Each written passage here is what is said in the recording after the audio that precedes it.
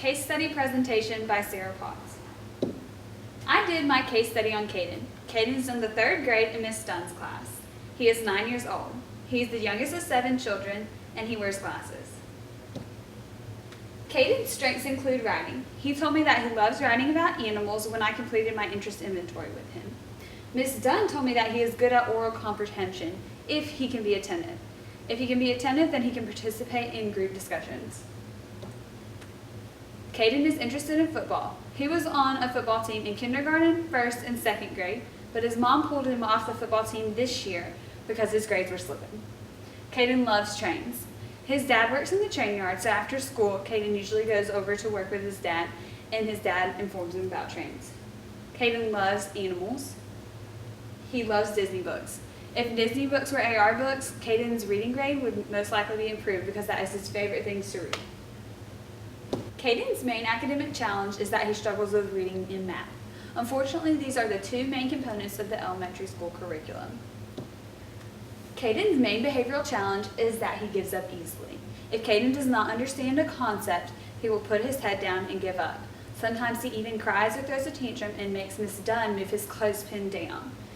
This also affects Caden greatly when he is working in a group. If Caden gives up, then it makes his peers feel like they have to help him, which takes away from their group time, and ultimately it leads to social problems for Caden as well. Caden has never received special education services. In kindergarten, 1st, and 2nd grade, his teachers thought he would improve by the end of the year. But there's such a jump from 2nd grade to 3rd grade that Caden was immediately put on PST at the first PST grade level meeting of the year. Caden's teacher, Miss Dunn, rarely pushes for special education, but she knows that Caden needs it. He needs the resources, and she knows he'll benefit from it. Caden's mother has already given permission for him to be tested, so hopefully this will work on the special education track. I observed Caden in the general education classroom, at PE, and in the computer lab. In each setting, I noted that Caden had problems with his attention span and social skills. In the general education classroom, Caden missed the instructions because he was playing with his pencil or something at his desk, so he didn't know what to do for his math journal. He ended up putting his head on his desk, and so when the teacher went by to give points for work, he got a 0. Caden was distracted during PE by playing with his friends when the football coach gave an instruction. Caden started playing too early, and in return had to sit out for the whole 30 minutes of PE. Finally, in computer lab, Caden sat down and put his hands on the keyboard and started accessing what they usually access in the computer lab on their Office 365.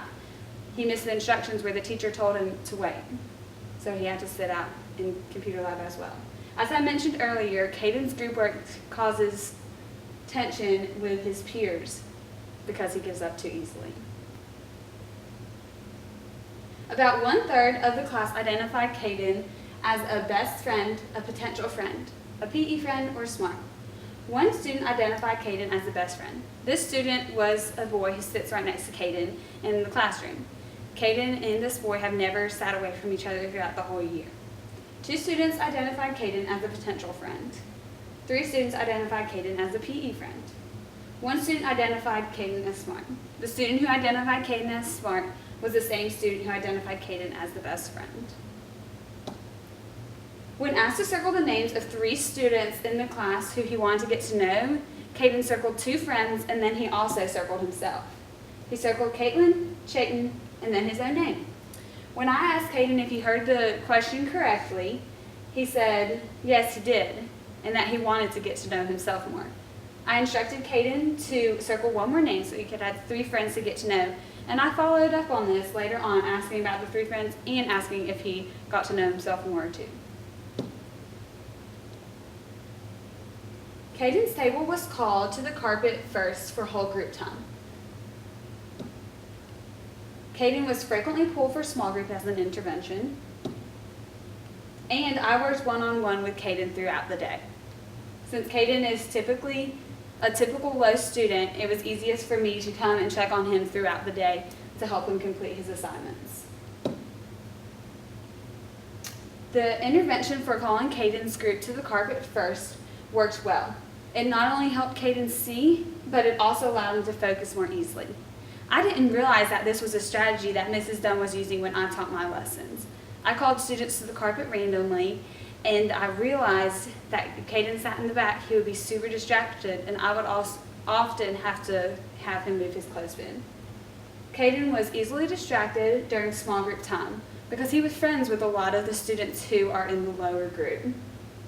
The one intervention that worked the best was one-to-one instruction. Caden was more likely to ask me questions working one-on-one than he was to ask when Ms. Dunn taught in whole group. Self-monitoring that I implemented with Caden was also successful. The special intervention that I implemented with Caden was self-monitoring.